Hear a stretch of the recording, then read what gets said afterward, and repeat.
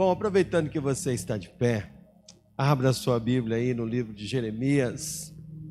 Vamos falar hoje sobre esse profeta, capítulo de número 1, versículo de número 5. Ai, Deus, deixa eu começar já dando prejuízo aqui para a igreja, usar esse copo d'água aqui.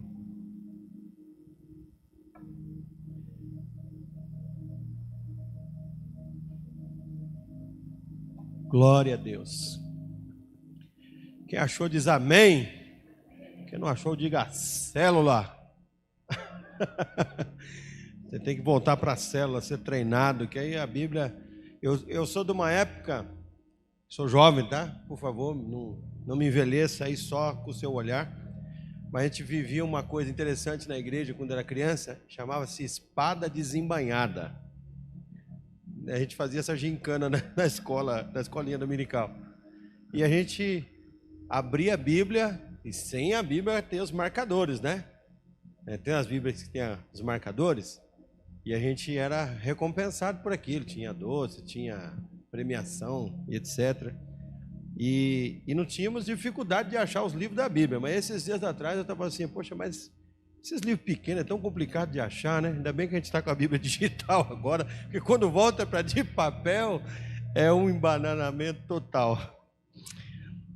Vamos lá, irmãos. Jeremias 1,5 vai dizer: antes de formá-lo no ventre, eu o escolhi. Antes de você nascer, eu o separei e o designei profeta às nações. Podem sentar, queridos. Pai, eu te agradeço, Senhor, por mais esta manhã, por esse tempo tão especial, que o Senhor nos ministre de forma poderosa, em nome de Jesus. Irmãos, enquanto o pastor Lúcio estava falando ali, ministrando sobre prosperidade, eu falei, meu Deus, eu estou sendo tentado a falar algo. Estou sendo tentado. Vocês sabem que eu estou num momento assim, o pastor Lúcio, pastor Helena estão nos acompanhando. Também tem um agente secreto aqui entre vocês me acompanhando, que é o Fernando ali. Nosso arquiteto. E Deus é maravilhoso. Eu vou falar algo para você. Quando Deus quer te dar algo, o impossível começa a acontecer. Eu entendi que há 2 anos atrás, quando Deus colocou no meu coração que a gente precisava comprar uma casa e não tinha R$1 no bolso, verdade. O corretor perguntou, quanto você tem? Eu falei, não tenho nada. Literalmente, eu peguei um folder e falei, eu vou lá. Que negócio é esse? Com esse valor do outro lado ali na João Dias. Eu falei, não, vou lá conhecer. E a minha esposa falou, você vai lá fazer o quê? O que você vai fazer lá? A gente não tem nada. Eu tenho a fé, eu tenho a certeza de que esse lugar vai ser nosso. E Deus foi fazendo um milagre atrás do outro, um milagre atrás do outro. Mas eu resumindo, eu vou falar do que aconteceu essa semana. Liguei para o Fernando, acho que não vamos colocar vinílico não. O negócio aqui está absurdo de caro. Aí quando ele falou das mudanças que implicaria mudar o piso, eu falei, não, vamos continuar no plano original. Que piorou, em vez de melhorar, piorou. E aí eu falei para a Fernanda assim, poxa, ainda falta muita coisa, né? Falta muita coisa. Falei, Pai eterno, a gente precisa não ter só a cara da riqueza, tem que ser dono da riqueza. Temos que viver o milagre a cada dia. Aí sabe aqueles clientes difíceis que você olha assim, não, ele não vai aparecer. Ele não vai chegar. Você fica imaginando assim, não, esse dinheiro aqui está mais fácil Jesus voltar do que esse cliente aqui pagar. Sabe aqueles cenários de muita impossibilidade? Eu olhei assim para minha esposa e eu estava em oração por esse cliente, porque ele não me deve um valor, sabe, irrisório, ele deve um valorzinho considerável. Devia, né? E aí eu falei para ela assim, no dia seguinte que a gente comprou os vinílicos, né? Compramos os pisos e tal. Aí depois, eu tenho um amigo do Fernando, que também vou te falar, só Jesus na causa, já mandou uma outra lista de compra no dia seguinte, falou, não, vamos começar, pensei na hora, irmão, vou ter que comprar uma máquina, se alguém tiver alguma máquina que faz dinheiro aí para me vender, brincadeiras à parte. Aí eu falei para ela assim, olha, abri o celular, falei para ela. Ela olhou, o que é isso? Falei, acabei de receber. Aí eu pensei, não, vamos pagar o piso de ônibus. Falei, não vamos pagar o piso de ônibus. Vamos pagar o marmoreiro. Não pense que para, né? Então eu vou dizer algo para você. Quando Deus quer fazer as coisas, Ele faz. Deus tem prosperidade para você. Acredite na palavra. A pastora subiu aqui para trazer um endosso para que você creia no sobrenatural. O sobrenatural, irmão, só vive quem está entendendo a revelação. Se você está debaixo da revelação da palavra, tudo que está escrito, tudo que está sendo proferido, profetizado, você vai viver. Você recebe? Você recebe a palavra de Deus que vai mudar a sua vida? Hoje nós estamos aqui iniciando essa campanha dos 12 dias. E talvez você olhe assim, poxa, chamado. Pois é, chamado. E eu vou falar um pouquinho da minha história, para você entender.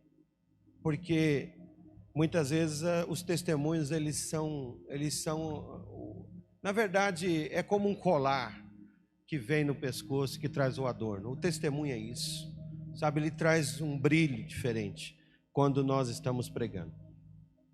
Interessante que o pastor Lúcio escolheu esse tema, iniciando por Jeremias. E esse jovem, tudo que ele não queria era aquilo que acontecesse na vida dele. Pelas suas palavras, as suas palavras começam a denunciar exatamente como ele recebe essa informação, como isso é administrado no seu coração. A primeira coisa é que ele começa a criar inúmeras dificuldades para aquilo acontecer. Semelhantemente, se a gente olhar um pouquinho para trás, Moisés parece que tem o mesmo comportamento. Mas Deus não deixa as argumentações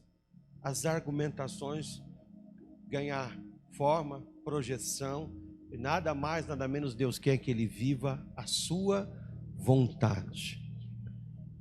E o interessante é que Deus vai lá, sabe, antes mesmo dele nascer, ele diz, antes que você se formasse, eu te escolhi. Sabe, nós somos escolhidos, irmãos. A partir dessa palavra, nós podemos entender que Deus nos escolhe antes de vir ao mundo. Deus já tem planos conosco. Deus é eterno. Deus não está no tempo que nós estamos. Nós estamos no Cronos. É o tempo que nós cronometramos, é o tempo que nós nos organizamos, nos planejamos, mas Deus está na eternidade. Esse tempo se chama Aionos, que é o tempo da eternidade. E é quando Deus sai do tempo dele para entrar no nosso tempo, para fazer aquilo que ele quer fazer na terra. E Deus nos chama porque ele quer mudar de alguma maneira alguma situação, uma geografia, uma família, um país, nações. E talvez você olhe assim, se lermos alguns versículos aqui que eu vou falar daqui a pouquinho, a gente olha assim, quando a gente pensamos nesse tema, nações, e a Bíblia vai falar que essa é a nossa incumbência, fazer discípulos de todas as nações. E hoje fazer discípulos de todas as nações não ficou difícil. As redes sociais estão aí para conectar o mundo. Você pode pregar na sua língua e colocar lá para traduzir e as pessoas vão te ouvir. Então hoje, essas questões que eram tão longe, tão distante de nós, a tecnologia está aproximando. A tecnologia está auxiliando. Jeremias nos traz muito ensinamento através da sua chamada. Pense em alguém maduro, 18 anos de idade. Pense em alguém que está pronto para a vida, 18 anos de idade. Essa mais ou menos é a idade próxima de Jeremias quando Deus começa a falar com ele. E eu me identifico bastante com esse tempo de Jeremias. Eu não tinha 18 quando comecei, mas tinha 23. Pensa o que era pastorear senhorinhas de 50 anos de idade. Eu tinha várias. Tinha lá os netos dessas mulheres dentro da igreja. Pensa na confiança que eu tinha dessas pessoas. Zero. Ninguém confiava. Sabe, abrir o coração, falar dos problemas. Difícil. Entende? Mas, irmãos, tudo é a escola da vida. Tudo é um plantio. Hoje, já se passaram aí 24 anos desse início da chamada. Hoje eu já tenho mais tempo de chamada do que naquela época de vida. E tudo é uma experiência atrás da outra. É ouvir Deus, é crescer em Deus, é saber o que Deus quer. Quando nós entendemos o chamado, a primeira coisa é entender que é Deus quem escolhe. É Deus quem escolhe. Eu nunca consegui fugir disso. Embora tivesse outras vertentes, outras possibilidades, mas Deus sempre me afunilou em torno do chamado. Interessante que Deus foi trabalhando isso dentro da minha família. Minha esposa, há 23 anos de idade, há 24 anos atrás, era a esposa do pastor. E é assim que a igreja tratava. Era a esposa do pastor. Hoje é a pastora. Porque o chamado vai fazendo as pessoas que estão à sua volta, estão com você, também crescer. O chamado desata a unção que vai rompendo com todas as nossas limitações. E é interessante que Deus vai trabalhando a nossa identidade como ministros, como servos, como discípulos. Deus vai trabalhando essas características na nossa vida. Sabe, Deus vai trabalhando as nossas incapacidades, as nossas imperfeições. Ele vai trazendo a sua graça e nós vamos crescendo nele. E o interessante é que o tema também nos remete a entender, prosperar no propósito de Deus. Irmão, se nós passarmos por essa vida e não entendermos o propósito, nós vamos fazer tudo menos caminhar na direção do propósito. E é muito interessante que Rick Warren escreve no seu livro Uma Vida com Propósito, e tem um capítulo inteirinho para dizer: por que estou aqui? O que faço aqui? E ele vai falar que nós estamos aqui para resolver problemas. E resolver esses problemas não é simplesmente só ser voluntários, mas também viver disso. O seu propósito pode levar você a viver disso. Sim ou não? Quando você tem um pneu furado, o que você faz? Você mesmo vai lá, levanta o carro, arranca o pneu, desmonta o pneu no meio da rua, vai lá e faz a manutenção? Existe alguém com um propósito que vai te suprir. Existe um mecânico, existe um engenheiro, existe um arquiteto, existe o contador, existe o advogado, existe o psicólogo, existe tantos profissionais. E existe também o pastor, que é o clínico da sua alma, que vai te ajudar a libertar você das suas prisões espirituais e vai levar você a viver todos a graça que Deus tem para revelar na sua vida, o seu propósito para a honra e a glória do Senhor Jesus. Sabe, o propósito tem a ver com a nossa conquista. Se você não entender o seu propósito, você não vai se deparar com a sua conquista. Existem muitas pessoas no lugar errado, fazendo a coisa errada e com as motivações erradas. Eu não quero estar no lugar onde Deus não tem para mim. Eu não quero estar apegado a coisas que Deus não tem para mim. Eu quero estar fazendo aquilo que Deus quer que eu faça. Eu caminhei, para quem não sabe, esses dias, conversando com a Thalia, compartilhei uma coisinha do coração. O pastor Lúcio sabe também disso. Mas eu caminhei em torno de mais de 10 anos dentro do escritório, desistido daquilo. Eu olhava para aquilo, falava, não, sabe, formado em administração, contabilidade, agora eu estou estudando direito. E eu olhava para aquilo e falava, não, aqui não é meu lugar. Eu quero ministério pastoral, eu quero ser pastor integral, eu quero dar expediente para a igreja 24 horas por dia. E eu olhava para aquilo, eu estava desistido dali. Até que Deus, há 5, 6 anos atrás, virou uma chave na minha cabeça. Aí eu pude entender. Eu estava sentado na minha mesa, e Deus é tão tremendo que Deus usa uma linguagem. Todas as vezes, preste atenção, toda vez que Deus quiser falar com você, Ele vai usar a linguagem que você conhece. Ele vai usar a linguagem que você conhece. Quando Deus quiser falar com o Fernando, Ele vai usar números, cálculos, matemáticos, planos, projetos. É uma forma, Fernando. É uma forma.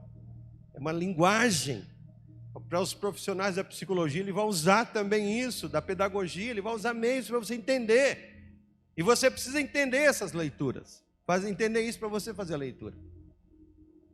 E aí Deus falou comigo assim, ó, literalmente: você é meu escriba. E aquilo não foi simplesmente como eu estou falando para você, aquilo começou já a me causar arrepio. Aquilo começou a fazer lágrimas brotar no meu rosto. E eu comecei a chorar, e eu entendi o porquê que Deus estava falando para mim aquilo.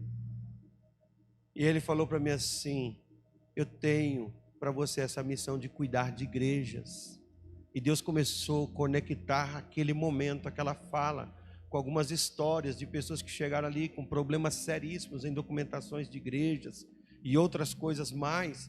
E eu comecei a chorar, e eu vi Deus me mostrando, sabe, as minhas mãos sendo úteis para solucionar o problema dessas pessoas.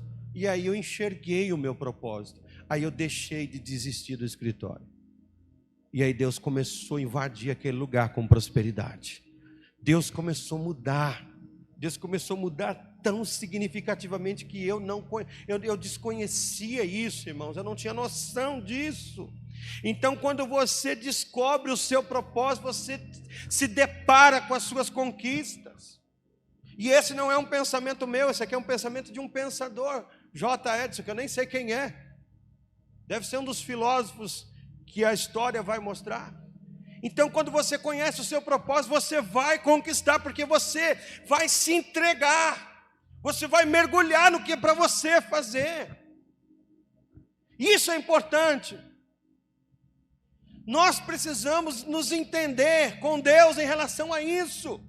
E é hora de você reconsiderar os seus caminhos se você está fazendo tudo errado. É hora de você perguntar: Deus, qual é a razão de eu estar aqui? Eu não estou apenas ocupando um espaço no universo, um espaço no meio da minha igreja, da empresa que eu trabalho. Eu vim para fazer a diferença. Eu quero fazer a diferença, eu quero influenciar, eu quero mudar a vida das pessoas, eu quero transformar o mundo de alguém. Se você não mudar o mundo, mas que você consiga mudar o seu mundo, e quem sabe não o mundo também de alguém.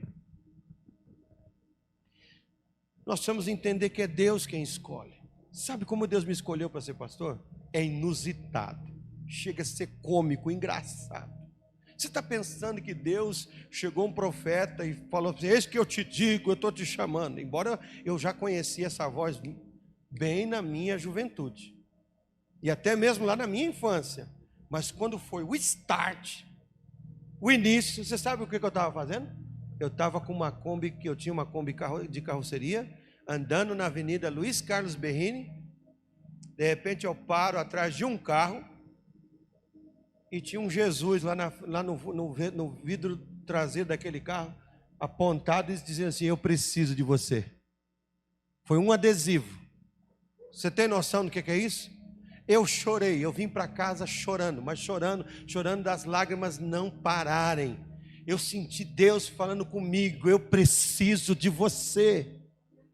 Foi muito forte aquilo para mim, irmãos. A partir dali eu disse: Deus, eu sou do Senhor. Eu não vou me recusar a caminhar na sua direção. Eu quero que o Senhor guie os meus passos. Fiz votos com Deus a partir daquele momento. Falei: Deus, não me deixe caminhar enganado. Me mostre o espírito da mentira dentro da igreja, do engano. Deus começou a me mostrar tudo isso. Não me deixe caminhar num solo, num piso onde para mim seja abismos, mas me dê uma jornada segura. Me dê a revelação da tua palavra. Me entrega, Senhor, o coração daqueles que o Senhor quer que eu esteja caminhando junto comigo. E assim foi.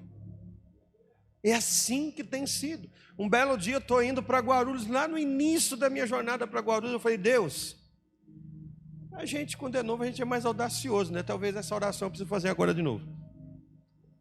Eu falei assim, Deus, Senhor, é muito pequeno pensar naquela igreja que está desse tamanho.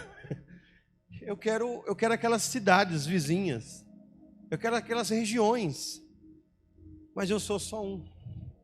Me dê pessoas, me dê homens apaixonados pelo Senhor, mulheres apaixonadas pelo Senhor, para que a gente cumpra um grande propósito para o Senhor.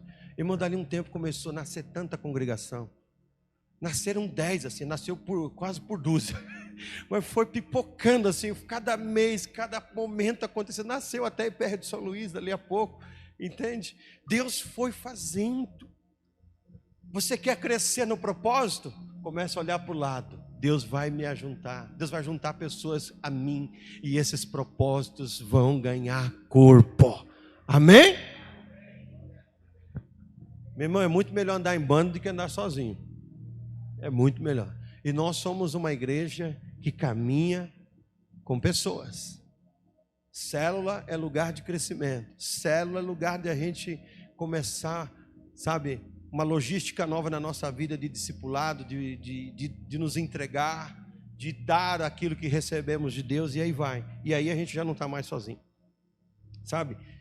Eu quero que você entenda que o chamado, existe uma atitude correta. C.S. Lewis vai dizer, se você tem atitude correta diante de Deus, inevitavelmente terá atitude correta diante do próximo. Se você tiver atitude correta diante de Deus, tudo que você fizer, sabe, até espontaneamente, indiretamente, vai abençoar pessoas, vai levar pessoas a crescerem, vai levar pessoas a experimentar coisas sobrenaturais em Deus. Isso vai ser natural em você. Existem pessoas se esforçando, mas, sabe, se você caminhar na presença de Deus, isso vai acontecer tão naturalmente na sua vida, enquanto que outros estão forçando para esse fruto ser gerado, em você vai ser natural. Irmãos, ninguém precisa chegar ali e dizer para um pé de laranja que ela precisa dar a laranja, para a parreira dar a sua uva. Ninguém precisa. Claro que se aquele que cultiva quer ter uma colheita melhor, fala o seguinte, olha, essa laranja aqui é isso e isso. O cara vai colocar lá no rótulo da caixa lá, o que é que ela tem de diferente. É porque ele também investiu nela. Mas ela por si só, pela sua natureza, ela não vai negar o seu fruto. Porque ela é legítima, ela está no solo, ela está plantada, ela está cumprindo o seu propósito. E é isso que nós precisamos entender. O chamado nos legitima, nos faz encontrar com o próprio Deus. É o próprio Deus quem nos chama, é Deus quem chama as pessoas, é Deus quem levanta homens e mulheres, é Deus quem capacita, é Deus quem traz a unção. Nada seríamos sem a unção, e a unção vai te habilitar a você fazer coisas que naturalmente você nunca faria por você mesmo, suas mãos nunca alcançariam por você mesmo, mas ela faz você alcançar. Ela fará você alcançar. Deus é quem nos escolhe. E que o Espírito do Senhor passe por todos nós aqui, e que Ele nos escolha para missões ainda maiores daquela que Ele já tem nos escolhido. E por que não? E porque muitas vezes nós olhamos assim, será que vai nascer um novo Billy Graham? Será que vai nascer, sabe, os grandes expoentes do Evangelho, aqueles que impactaram o mundo? Por que não? Será que nós podemos estar aqui confundidos, achando que Deus não seria capaz de fazer, que talvez nós já estamos no apagar das luzes da igreja, tudo parece caminhar já para o fim, e nós temos muitas evidências que o arrebatamento está próximo. A Bíblia começa a nos fornecer essas evidências. Mas deixa eu dizer algo para você. Você sabe o que a Bíblia fala também sobre o fim? Sobre o fim da raça humana na terra? A Bíblia diz que Deus vai derramar do seu Espírito sobre toda a carne. Você tem noção do que Deus vai fazer com as igrejas? Você tem noção de que a igreja, assim como uma noiva se prepara para o casamento e ela chega lá linda, maravilhosa, aquele encontro tão sonhado e tão desejado, você acha que Jesus vai encontrar com uma noiva descabelada, com um vestido sujo, com o salto com o salto quebrado, sem o seu adorno, sem a sua devida preparação? Ele vai preparar a sua noiva para esse grande encontro. Ele vai preparar a sua noiva, Ele vai derramar do seu Espírito, fortalecendo a sua igreja, e o derramar do seu Espírito Santo vai ser para quê? Para nivelar a igreja com aquilo que ela tem para fazer, a sua missão, cumprir o seu propósito. A igreja ainda vai colher muito, muito, porque a unção não vem a não ser para atender os anseios do coração do próprio Deus. Todas as vezes que a terra recebeu a visitação do Senhor, teve milhares e milhares de conversões de almas. Pessoas foram levantadas, pessoas foram, inseridas, pessoas saíram do anonimato e começaram a tomar a condição de evidência. Começou-se o mover do Senhor. Deus manda a unção para nos tirar do anonimato. Deus nos chama para que a gente deixe de estar numa cadeira dessa confortável e tome um lugar no corpo dele, que é a igreja do Senhor, para a frutificação. Deus nos chama para impactar o mundo, e Deus vai escrever uma história a partir do teu chamado. Deus vai te dar uma biografia, Deus vai te dar testemunhos. Pessoas batendo no seu ombro vão celebrar a conquista que ela teve a partir da tua oração, a partir da tua pregação, do seu discipulado, do seu conselho. Quantos recebem essa palavra? Aleluias! Nós seremos aqueles que vamos recuperar as pessoas, que vamos devolvê-las para o propósito de Deus. Pessoas que estão com o casamento destruído, filhos nas drogas, na prostituição, no álcool. É tudo isso que a igreja espera, irmãos, de lá de fora para cá. Vão chegar também os menos sofridos, sim, mas com todo o lixo que nós vemos aí fora, não espere vir uma obra pronta e acabada. Nós teremos um papel relevantíssimo no seio da sociedade, e a igreja tem essa missão. Deus escolhe-nos porque Ele tem um propósito, e Deus, quando Ele nos escolhe, Ele nos leva a vencer as nossas próprias argumentações. Ele diz: então disse: Senhor, eis que eu não sei falar, porque eu ainda sou como uma criança. Não é você que vai na sua virtude, na sua capacidade. E se você começar assim, você vai cair. Eu já digo para você de cara, você vai escorregar, você vai cair, você vai ser uma decepção. Uma decepção para Deus, para a igreja, para a sua família, para você, para todo mundo. Se você não vestir a sandália da humildade, Deus vai te tirar de cima do salto. Esse é o caminho. E a Bíblia está cheia de lições práticas. Olha, João estava com a bola toda, irmão, batizando todo mundo, batizando por atacado. Pensa num cara que estava fazendo história, sucesso. Mas quando falaram de Jesus para ele, o cara caiu de joelho. Eu não sou digno de desatar a sandália dos seus pés. Quando falaram que ele estava crescendo, então olha, que importa que ele cresça e que eu diminua. Você tem que entender isso. Você tem que entender isso. Para você crescer, comece a aprender a estender tapete vermelho para todo mundo. Faça as passarelas para aqueles que Deus já está começando a usar.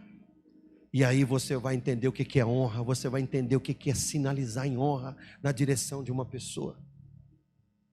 Hoje nós temos dificuldade com essa palavra, honra. Honra para nós parece que nos remete a um sentido mais pejorativo da coisa. Puxa saco, lambança. Honra tem o seu lugar.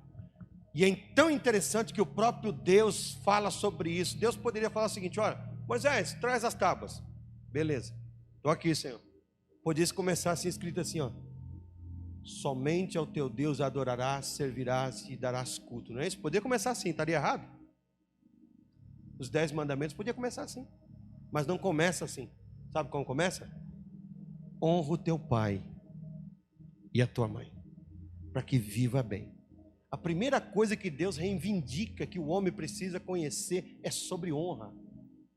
Se nós não aprendemos a honrar quem está diante do nosso olhar, no nosso radar, como honraremos aquele que não conhecemos, aquele que não vemos, aquele que apenas sentimos?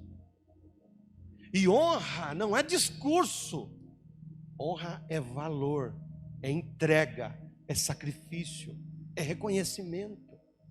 É olhar para trás, sabe, pegar o retrovisor da vida e olhar para trás e ver que alguém veio antes de mim, que na sua inteligência ou na sua omissão de inteligência me ajudou a chegar até aqui, entende?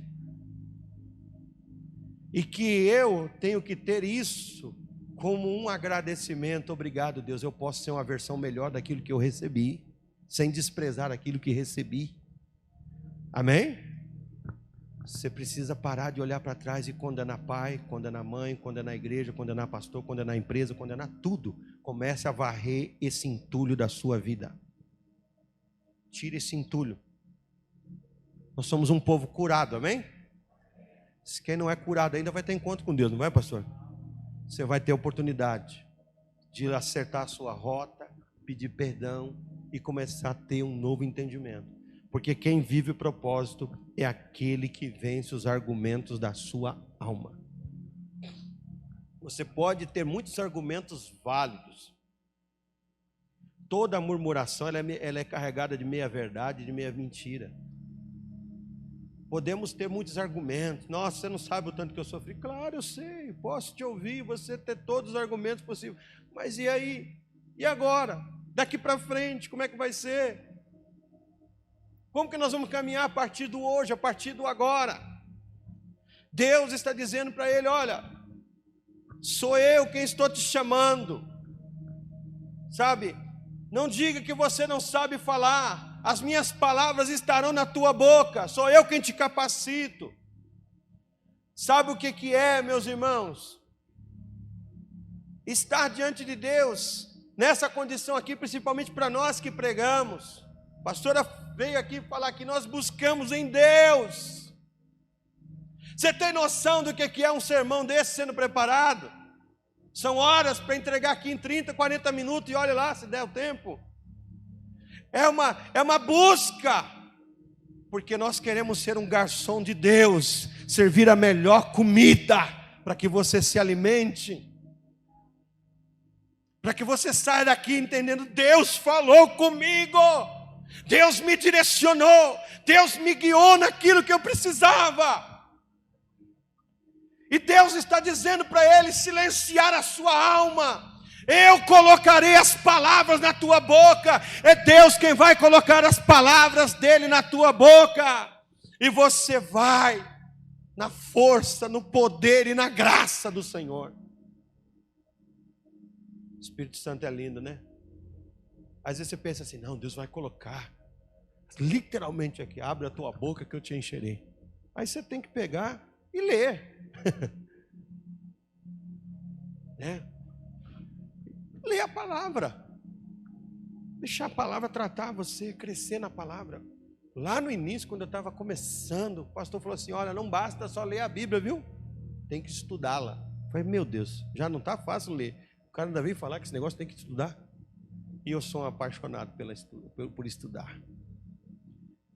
Eu não consigo pegar uma palavra e tentar buscar lá no original. O que ela quer dizer? O que ela quer dizer no grego? O que ela quer dizer no hebraico? O que ela quer? Por que foi escrito? Para quem foi escrito? Qual era o contexto da época? Quem era o povo que estava ali? Eu não consigo ler as escrituras sem me perguntar isso. E quando eu me pergunto isso, eu preciso ir para buscar os universitários. Eu preciso dos meus comentários bíblicos. Eu preciso do Dr. Google, da Wikipédia. Preciso dessa ajuda. De quem Deus chamou para ser mestre, doutor, que escreveu e deixou para nós um legado, amém? Olha a vida dos mestres. Mestre pastoreando é uma derrota, irmãos. Eu não conheço um mestre que foi bem no pastoreio. Mas o mestre é o cara que coloca uma Bíblia na sua mão, está interpretada, está comentada. Desfrute. Aí você olha assim, nossa, R$150 uma Bíblia dessa está cara. Vai lá escrever. Vai lá comentar. Eu tive a oportunidade de dar um abraço no Dr. Russell Shedd. Tive a oportunidade de falar com ele. Um boliviano que se criou no Brasil e escreveu uma Bíblia que carrega o seu nome. Russell Shedd. Que legado, hein? Que coisa incrível. Eu me emocionei ao pegar na mão daquele homem. E ele, com toda a simpatia, com dificuldade, ministrou na nossa reunião de pastores lá em Poços de Caldas. Tive a oportunidade de conhecê-lo. E falei, olha, já a Bíblia está em casa. Se eu soubesse que o senhor ia estar aqui, eu tinha trazido para o senhor autografar. Mas eu tenho a sua Bíblia. Está entendendo? Legados, propósito. Você tem noção do que é isso? Deus quem capacita, é Deus quem te aperfeiçoa, não é você. Olha o que diz Paulo: nós estamos crescendo na estatura do varão perfeito, perfeito é Ele, mas nós estamos nessa corrida para o aperfeiçoamento, e o Senhor nos entregou dons, ministério para o aperfeiçoamento do corpo de Cristo. O que é isso, se nada mais orientar a igreja a caminhar por propósito? Deus orienta a igreja. Qual é o seu lugar, qual é o seu chamado, o que você veio fazer, sabe? E mais do que tudo, Deus diz para ele, 1:9, e estendeu o Senhor a sua mão e tocou a sua boca, e disse-lhe o Senhor: eis que eu ponho as minhas palavras na tua boca. Permita o Senhor tocar você agora, que Ele toque e que Ele coloque essa autoridade na sua vida. Oh, irmãos, você não tem noção como eu me angustio antes de assumir um lugar como esse aqui para pregar. Como você não tem noção. Eu ainda sinto calafrio, eu sinto frio na barriga, eu entro aqui com temor e tremor, porque eu sei que isso não é obra de homens carnais, isso aqui é obra para homens cheios do Espírito Santo, e Deus quer uma igreja viva, cheia da unção, porque aí ela vai cumprir a sua missão. Deus vai usar essa igreja. Sabe, o nosso chamado não tem a ver com nós mesmos, mas com o que Deus quer. E Deus vai trazendo essa performance. Ele vai nos vestindo, Ele vai nos adornando. Dali a pouco nós estamos realmente à semelhança de Deus. A semelhança dele. Às vezes esse texto também não é o texto que eu estou pregando, mas quando eu olho para esse texto que fala assim, que somos a imagem. Tem gente que é a imagem, mas tem que ser a semelhança. A semelhança, o que Deus está fazendo? Deus está amando, então eu preciso amar. Deus está perdoando, então eu preciso perdoar. Deus é justo, eu preciso ser justo. Deus é íntegro, eu preciso ser íntegro. Deus é reto, eu preciso ser reto. Isso é a semelhança. E todas as vezes que Ele vai encontrando lugar na nossa vida, Ele vai nos assemelhando a Ele. Nós vamos começando a nos parecer mais com Ele. E aí tudo passa a dar certo, porque o chamado não é desperdiçado, o tempo do chamado não é lançado fora, esse tempo ele é aproveitado, esse tempo ele começa a dar um lugar, sabe, de crescimento. E aí o corpo de Cristo, a igreja, a comunidade dos santos, como diz a palavra, começa a ganhar com aquilo. Uma igreja que se orienta pelo propósito, que onde todos descobrem, Deus, o que eu estou fazendo aqui, o que é para eu fazer, o que é para mim, Senhor, deixar de fazer, porque às vezes para fazer o que Deus quer eu preciso deixar de fazer algumas coisas, porque vai atrapalhar. Eu sei que nós estamos um período de polivalência, onde as pessoas fazem mil e uma coisas. Mas tem coisas que roubam seu tempo, tem coisas que te atrasam, tem coisas que tiram suas energias. Michael Murdock, ele disse uma coisa interessante. O Michael Murdock é considerado um dos homens mais sábios. Escreveu vários livros, e tem um livro dele que eu gosto de ler, que é o Desígnio. E ele fala o seguinte: eu não faço nada que não tenha a ver com o meu propósito. Tudo tem a ver com o meu propósito. Pessoas próximas dele dizem que ele tem uma casa lá nos Estados Unidos, toca música que tem a ver com o seu propósito. Tem pessoas que trabalham com ele que tem a ver com o seu propósito. Tudo, qualquer palavra escrita na parede, quadro, etc. e tal, tem a ver com o seu propósito. Ele disse: eu não posso me distrair com nada que não esteja vinculado ao meu propósito. Deus quer que você se alinhe. Se você entender isso, você vai reconsiderar o seu caminho, você vai fazer uma varredura na sua vida para que outras coisas possam chegar de Deus na sua vida. E aí as coisas serão funcionais. Elas vão começar a dar resultado. E aí você vai ver que Deus vai ser o seu maior colaborador. Todas as coisas Deus vai cooperar com você. Tudo cooperam para o bem daqueles que amam a Deus e que são chamados conforme o seu decreto. Tudo coopera. Deus não deixa que nada seja um atraso. Deus não deixa que nada seja instável. Deus não deixa que nada roube as suas energias. Propósito. Aleluia. Sabe para quê? Olha só, agora eu contei, eu só fiquei florindo aqui para vocês, né? Agora a missão do cara. 1:10. Olha, eu ponho neste dia sobre as nações, coisa boa, né? Vitrine, visibilidade, maior que o cara tem para fazer. E sobre os reinos, para arrancares, enfrentar sistemas, estruturas, e para derrubares, e para destruíres. Tem coisa que Deus vai te usar para destruição. Você vai chegar que nem Jesus chegou no templo, dar uma bicuda nas barracas, expulsar todo mundo. E você sabe o que é isso? Isso não é contenda, isso não é briga, isso é santidade ao Senhor. É purificar os ambientes contaminados. É trazer de volta Deus para o lugar que Deus foi afastado, que Deus foi tirado. E para arruinares, existem lugares que Deus vai arruinar porque não glorifica o seu nome. Você quer ver lugares que Deus vai arruinar? Está sendo gravado. Prostíbulos, botecos, casas de show. Esses lugares aonde não glorificam a Deus serão arruinados para que a igreja possa ocupar esses lugares. E a igreja entrar. E aí Deus vai falar: e eu vou te usar também para edificar e para plantar. Cadê os edificadores do reino neste lugar? Que vão plantar, que estão com as suas mãos cheias de sementes, que vão mudar geografias, que vão trazer muitos e muitos para o Senhor. O Senhor levanta você hoje, te chama, porque Ele tem algo incrível e sobrenatural a fazer a partir de você. O chamado, se coloque nas mãos de Deus, fique de pé.